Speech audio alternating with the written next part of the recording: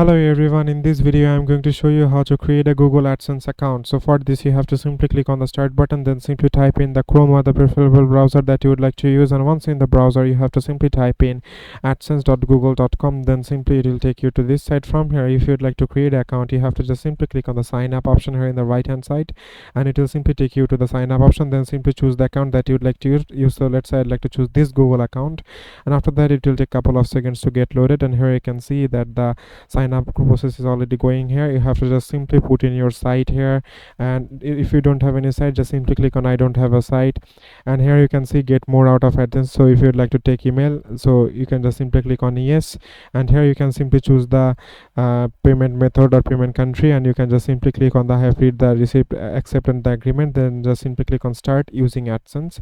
After that it will take a couple of seconds to go loaded, and here you can see it has already been taking us to the Google AdSense account. So it has already taken us to the Google AdSense account. So it is as simple as that, guys. Thank you very much for watching this video.